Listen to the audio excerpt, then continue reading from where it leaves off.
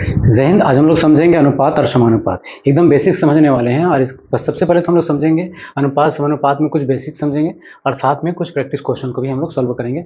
ठीक है, तो आज का पहला क्लास में हम लोग पार्ट 1 में समझने वाले हैं कि ये अनुपात समानुपात होता क्या है और इसमें से कुछ क्वेश्चन भी हम लोग समझेंगे। ठीक है, देखिए सबसे पहले हम लोग समझते हैं कि अनुपात किसे कहते हैं। ठीक है, ये जो अनुपात है क्या होता है। ठीक है, तो अनुपात किसे बोलेंगे हम लोग, तो अनुपात जो है ना, दो या दो से अधिक समान राशियों की तुलना करने का एक तरीका है। ठीक है, जब दो राशि होगा उसको हमको तुलना करना पड़ेगा ना, तो हम किस चीज का यूज करेंगे, अनुपात का यूज करेंगे। ठीक है, मान लीजिए यदि माँ की उम्र जो है 60 वर्ष है और पुत्र की जो उम्र है वो कितना है, 15 वर्ष है, तो उनको उनकी आयु का है ना, तो उनकी आयु का अनुपात क्या होगा। तो यहाँ पे देखेंगे माँ और पुत्र का जो आयु है उसको अनुपात में बताना है। ठीक है, उसको तुलना करना है, तो क्या करेंगे हम उसको, तो अनुपात निकालने का तरीका क्या है कि माँ कितनी उम्र का है, तो 60 वर्ष का है, उसका पुत्र की उम्र कितना, 15 वर्ष है, तो 15 का 15, 15 चौके 60, यानी कि जो अनुपात हमारा हो रहा है कितना हो रहा है, 4:1 का हो रहा है। ठीक है, तो आपको समझ में आ रहा है कि अनुपात क्या होता है। उम्र की तुलना की गई है, एक माँ की उम्र का और एक पुत्र की उम्र की तुलना की गई। ठीक है, तो जब तुलना करेंगे हम तो उसी को हम लोग क्या कहते हैं, अनुपात। ठीक है, आगे देखिए, इसका मतलब यह है कि माँ अपने पुत्र से 4 गुना बड़ा है। इसका मतलब यह होगा कि 4 यूनिट माँ है और पुत्र कितना, 1 यूनिट है। ठीक है, इसका मतलब यह हुआ कि ये जो माँ है ना, ये पुत्र से कितना गुना ज्यादा है, तो आप देख रहे होंगे 4 गुना ज्यादा है। ठीक है, अनुपात का प्रकार भी होता है। ठीक है, अनुपात कितने तरह के होते हैं पहले उसको समझ लेते हैं। ठीक है, अनुपात का जो प्रकार होता है ना, एक गणितीय अनुपात यानी कि मैथमेटिकल रेशियोज कहते हैं इसको। ठीक है, तो गणितीय अनुपात क्या होता है, तो गणितीय अनुपात में आप देखेंगे एक सरल अनुपात हो जाए, तो सरल अनुपात किसको कहेंगे, दो राशियों के बीच सबसे छोटा संबंध सरल अनुपात कहलाता है। ठीक है, तो सरल अनुपात क्या होता है, दो राशियों के बीच आपको तुलना करना, क्योंकि अनुपात का मतलब ही होता है दो राशियों के बीच तुलना करना, लेकिन सबसे छोटा संबंध के लिए है ना, सबसे छोटा संबंध अगर हमको बताना है तो उसके लिए हम क्या करेंगे, सरल अनुपात के, जैसे 12 और 18 का अनुपात को सरल करने पर क्या हो जाएगा, 12 और 18 को आप सरल करेंगे तो 12 एक 12 आप काटेंगे, 6 से 6 का 6 दूनी 12 और 6 तिया 18, तो हमारे पास कितना है, 2:3, यानी कि दो राशियों के बीच सबसे छोटा संबंध बताना है। तो 12 और 18 के बीच सबसे छोटा संबंध क्या होगा, 2 यूनिट और 3 यूनिट होगा। ठीक है, तो अनुपात आपको समझ में आ रहा होगा। ठीक है, आगे देखते हैं। देखिए प्रत्यक्ष अनुपात जिसे हम लोग डायरेक्ट प्रोपोर्शन बोलते हैं, क्या होता है, देखिए जब एक राशि के बढ़ने पर दूसरी राशि भी बढ़े, है ना, उसी अनुपात में बढ़ता हो। याद रखिएगा, पहला राशि को अगर बढ़ाएंगे तो दूसरा राशि भी उसी अनुपात में बढ़ता है, उसे हम क्या कहते हैं, प्रत्यक्ष अनुपात। जैसे देखिए दो वस्तु का मूल्य 10 रुपया है तो चार वस्तु का मूल्य कितना होगा, 20 रुपये, यानी कि यहाँ 10 बढ़ा, यानी कि 2 गुना होते जा रहा है। ठीक है, 10 दूनी 20 हुआ, फिर अगर 4 के बाद 2 से 4 हुआ, 4 के बाद 8 होता, तो अब उसको 2 गुना कर देते हैं। ठीक है, वर्गानुपात बस एक नाम बस मैं बता रहा हूँ। ठीक है, ये कोई जरूरी नहीं है, लेकिन आपको समझने के लिए बस मैं बता रहा हूँ कि अनुपात कितने टाइप हो सकते हैं। ठीक है, जैसे डुप्लीकेट रेशियो का, जैसे ए अनुपात बी का अगर वर्ग करेंगे तो क्या हो जाएगा, वर्गानुपात का मतलब तो वर्ग करना। ठीक है, वर्गमूलानुपात या वर्गमूल की बात कर रहा है तो आप देखेंगे रूट हो रहा होगा, रूट ए अनुपात रूट बी हो जाएगा, ये हो गया वर्गमूलानुपात। ठीक है, फिर आता है घनानुपात, जैसे ए अनुपात बी का घन बना क्या होगा, घन मतलब क्यूब होता है, ए की पावर 3 हो गया, यहाँ भी देख रहे हैं बी की पावर 3 हो गया। ठीक है, उस घन मूलानुपात यानी कि रूट क्यूब हो जाएगा। ठीक है, तो देखिए रूट क्यूब और रूट बी का क्यूब होगा। ठीक है ना, अब हम लोग देखेंगे 7 नंबर में विलोमानुपात यानी कि व्युत्क्रम अनुपात क्या होता है, ये समझना है आपको। ठीक है, जब एक राशि बढ़े तो दूसरी राशि क्या हो जाता है, घट जाता है। जब एक राशि बढ़ता हो तो एक राशि घट जाता हो, उसे हम लोग क्या कहते हैं, व्युत्क्रम अनुपात कहते हैं। बस सबको इतना याद रखना है। तो ए अनुपात बी का उल्टा क्या होगा, 1/a और 1/b होगा, क्योंकि नीचे चला जाएगा, कुछ नहीं मतलब नीचे एक है, कुछ नहीं मतलब नीचे एक है, नीचे वाला ऊपर चला जाएगा, ऊपर वाला नीचे, या फिर इसको क्या लिख सकते हैं, बी अनुपाती, ए अनुपात बी को हम बी अनुपात ए लिखेंगे, यानी कि व्युत्क्रम हो जाएगा, उलट जाएगा। ठीक है, नेक्स्ट देखिए आप, व्यवहारिक या तुलनात्मक अनुपात क्या होता है, जिसे हम लोग बोलते हैं कंपैरेटिव रेशियोज। ठीक है, तो इसमें क्या होता है, भाग से भाग अनुपात, जिसको हम लोग बोलते हैं पार्ट टू पार्ट रेशियो। किसी समूह के दो अलग अलग हिस्सों की तुलना करना, किसी समूह के दो अलग अलग हिस्सों की तुलना करेंगे तो उसको हम क्या बोलेंगे, पार्ट टू पार्ट रेशियो। जैसे किसी कक्षा में छात्र और छात्राओं का अनुपात, यानी कहने का मतलब हुआ छात्र हो गया, एक क्लास होता है उसमें छात्र भी होते हैं और छात्राएं भी होती हैं। ठीक है, तो छात्र और छात्रा, जैसे छात्र मान लीजिए दो यूनिट में है और ये 3 है, तो जब किसी भी कक्षा या किसी भी एक समूह में दो लोगों के बीच को तुलना करना है, उसे हम क्या कहेंगे, पार्ट टू पार्ट रेशियो। तो किसी समूह के दो अलग अलग हिस्सों की तुलना करने को हम लोग भाग भाग से भाग अनुपात कहेंगे, ठीक है। नेक्स्ट आता है भाग से संपूर्ण अनुपात। ये क्या होता है? एक हिस्से की तुलना पूरे समूह से करना। उसमें आपने देखा कि अलग अलग हिस्से, लड़का का अलग अनुपात हुआ, लड़कियों का अलग हुआ, लेकिन अब इसमें क्या कहा जा रहा है? पूरे हिस्से, मतलब कि पूरा जो समूह होगा उस समूह में एक हिस्सा को निकालना है, ठीक है। जैसे किसी कक्षा में लड़कों की संख्या निकालना है कुल छात्रों की संख्या से। कुल छात्रों मतलब जितने भी छात्र होंगे, लड़का हो चाहे लड़की हो, सभी को अलग कर दीजिए और लड़कों को अलग कर दीजिए, यानी कि कुल में से एक समूह में से एक को राशि को निकालने को हम लोग क्या कहेंगे? भाग से भाग अनुपात, यानी भाग से संपूर्ण अनुपात और भाग से भाग अनुपात। आप समझ गए? आगे देखते हैं। बीजगणितीय अनुपात के कुछ प्रकार होते हैं, समझिए। पहला को बताते हैं एकांतर अनुपात, जिसे अल्टरनेंडो कहते हैं। ए बटे बी बराबर सी बटे डी हो तो इसे हम ए बटे सी लिख सकते हैं, ए के बट्टा में सी लिख सकते हैं, और बी के बट्टा में डी, बी के बट्टे में डी लिख सकते हैं। इसको बोलते हैं एकांतर अनुपात। उसके बाद आता है योगानुपात, ठीक है, कंपोनेंडो। क्या होता है? ए बटे बी है बराबर सी बटे डी हो तो इसे हम क्या लिख सकते हैं? ए प्लस बी बट्टे बी, यानी कि इस ए को बी से ऊपर जोड़ना है, बी को नीचे रखना। उसी तरह सी प्लस डी बट्टे डी, इसको हम लोग बोलते हैं योगानुपात। आगे काम आएगा आपको, ठीक है। आगे देखिए अंतरानुपात क्या होता है? डिवाइडेंडो, है ना। इसका मतलब ए बटे बी बराबर सी बटे डी। डिविडेंडो मतलब क्या हुआ? अंतरानुपात, यानी कि ए बटे बी है और सी बटे डी है, तो जस्ट इसमें क्या करना है? जहाँ पे प्लस हो रहा था यहाँ पे माइनस हो जाएगा, ए माइनस बी बटे बी और सी माइनस डी बटे डी, ठीक है। ये कुछ टाइप्स है जिसको आपको याद रखना है, ठीक है। चलिए तो अब अनुपात समानुपाती से हम लोग क्या करते हैं? क्वेश्चन को समझते हैं, ठीक है, एकदम बेसिक से समझते हैं, ठीक है ना। यदि ए अनुपात बी बराबर 2:3 और बी अनुपात सी बराबर 2:5, तो हमें क्या ज्ञात करना है? ए अनुपात बी अनुपात सी ज्ञात करना है। इस तरह से जब 2 अनुपात दिया रहेगा, है ना, ए बी सी पूछेगा तो क्या करना है आपको ना? सिंपल सा आपको लिखना है ए अनुपात बी अनुपात सी लिख लेना है, ठीक है। जो दिया है वो उसको आपको लिखना है। ए अनुपात बी कितना दिया है? 2 और 3 दिया हुआ है, बस ऐसे लिख लेना है। अब देखेंगे बी और सी कितना दिया है? 2:5, तो बी और सी की जगह हम कितना लिखेंगे? 2:5 लिखेंगे, ठीक है। इस तरह से लाइन खींच लेना है। उसके बाद क्या करना है? जहाँ पे खाली जगह मिल रहा है ना, वहाँ पे आपको पूर्ण कर लेना है। तो यहाँ पे 3 है तो यहाँ पे भी आपको क्या करना है? यहाँ पे 3 लिख लेना है। यहाँ 2 है तो इस जगह में भी आपको 2 लिख देनी है, ठीक है। अब क्या करना है? आपस में इस तरह से गुना करना है, ठीक है। इन दोनों को ऐसे ऐसे गुना करना है। तो 2 दूनी 4 हो जाएगा तो आप यहाँ 4 लिखेंगे अनुपात। 3 दूनी 6 तो आप यहाँ पे 6 लिखेंगे। 3 पचे 15 तो आप यहाँ पे कितना लिखेंगे? 15 लिखेंगे। उसके बाद अगर ये कटेगा तो काटना है, नहीं कटेगा तो आपको आंसर देख लेना, ठीक है। तो कहीं पे 4:6:15, तो ऑप्शन नंबर डी आपका राइट आंसर हो जाएगा, ठीक है। ठीक है, अब क्वेश्चन नंबर 2 देखते हैं। देखिए क्वेश्चन नंबर 2, इस क्वेश्चन में क्या दिया है? ए अनुपात बी, ठीक है, ए अनुपात बी बराबर दिया हुआ है, बी और सी दिया हुआ है और ए बी सी पूछा है। सेम क्वेश्चन है, उसी तरह का क्वेश्चन है, ठीक है। तो क्या करना है आपको? सबसे पहले तो लिख लेना आपको ए अनुपात बी अनुपात सी, जो ज्ञात करना आपको उसको लिखना है, ठीक है।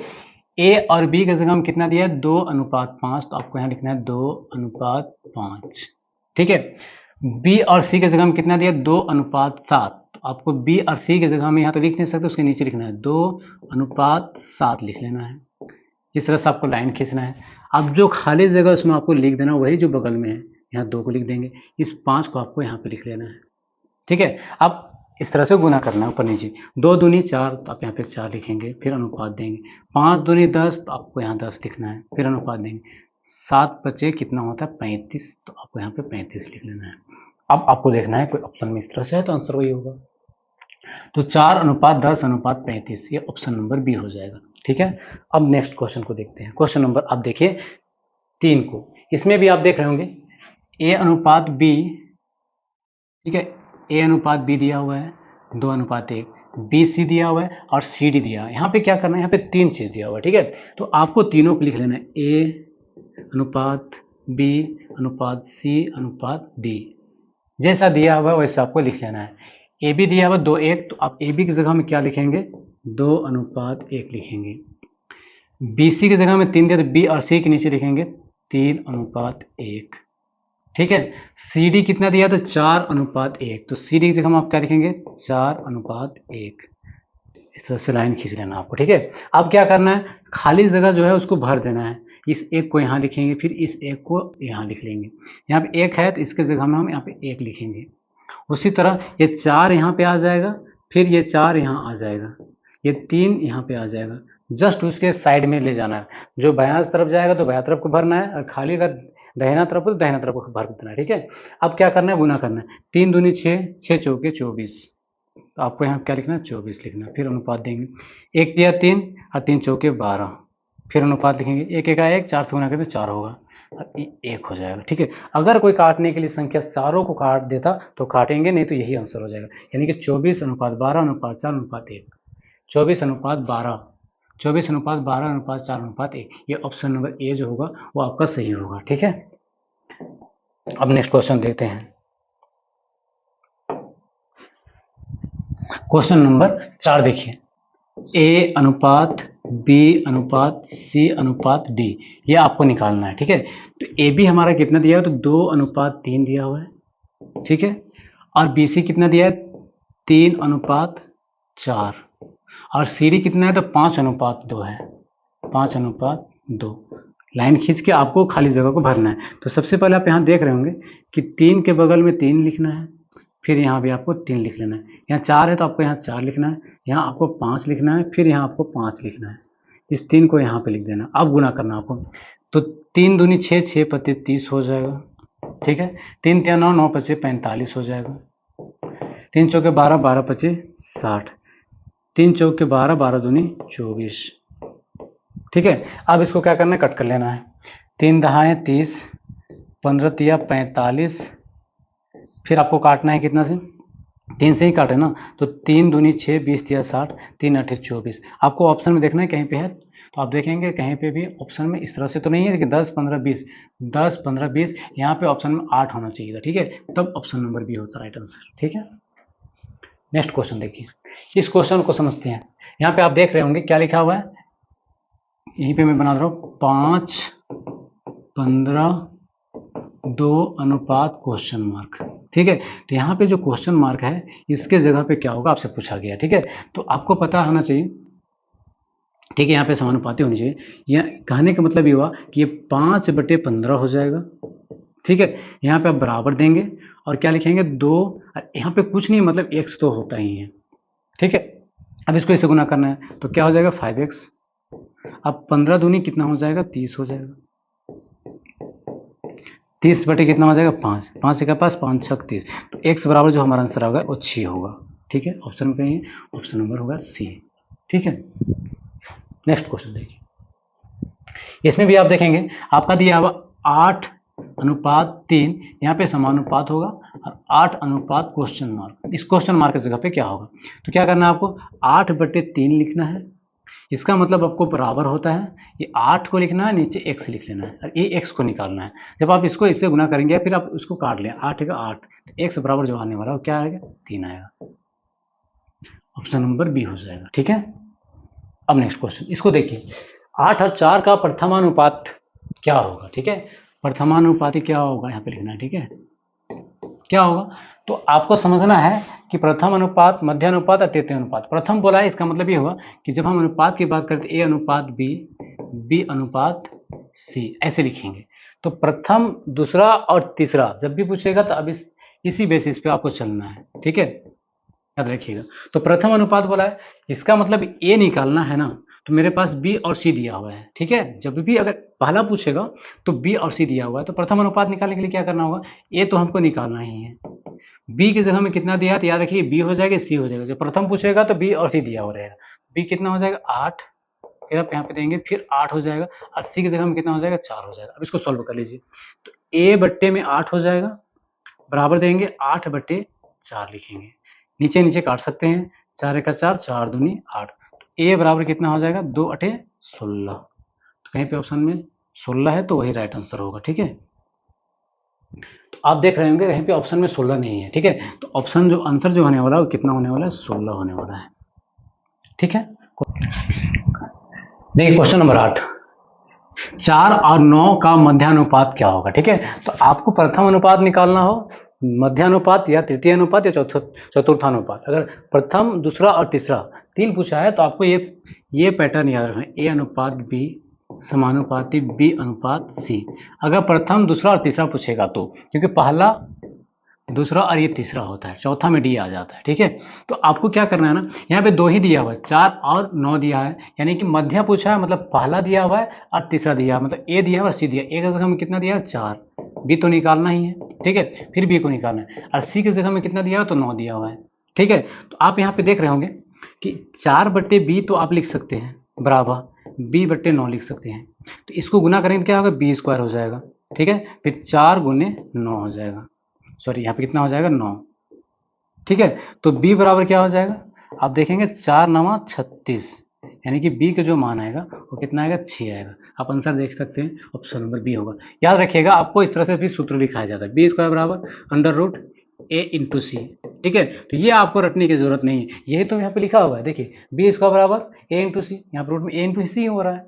ठीक है, तो मध्यानुपाती हो गया। अब देखिए यहाँ पे आप देखेंगे तृतीय अनुपाती आपसे पूछा गया, तो फिर वही ए प्रथम पूछे या मध्य पूछे या तृतीय पूछे, उसके लिए आपको ये पैटर्न याद रखना है, ए अनुपात बी समानुपाती बी अनुपात सी, बस याद रखना है। ठीक है, तो अब हमको ये देखना है कि हमसे क्या पूछा, तृतीय पूछा है, यानी कि सी पूछा गया। ठीक है, जब सी पूछा है तो ए और बी दिया हुआ है, ए की जगह हम क्या लिखेंगे 2 लिखेंगे, बी की जगह हम कितना लिखेंगे 4 लिखेंगे, फिर बी की जगह हम कितना होगा 4, सी तो हमको निकालना ही है, तो ये सी को आप रहने दीजिए।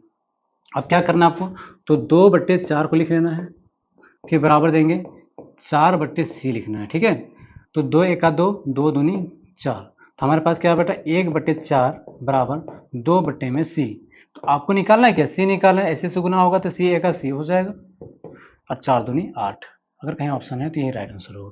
तो आप देखेंगे ऑप्शन नंबर बी हो जाएगा। ठीक है, नेक्स्ट क्वेश्चन देखिए, क्वेश्चन नंबर 10 देखिए। इस क्वेश्चन में क्या लिखा है, 2 4 8 का चतुर्थानुपाती ज्ञात करना है। तो हमने आपको बताया कि प्रथम अनुपाती निकालना हो तो ए अनुपात बी अनुपात सी, ये आपका 3 निकाल सकते हैं, इसमें प्रथम निकाल सकते हैं, मध्यानुपाती निकाल सकते हैं, और सी यानी कि तृतीय अनुपाती। लेकिन चतुर्थानुपाती की बात करेगा तो आपको क्या करना है, ए अनुपात बी समानुपाती सी अनुपात डी, इस तरह से आपको लिखना पड़ेगा।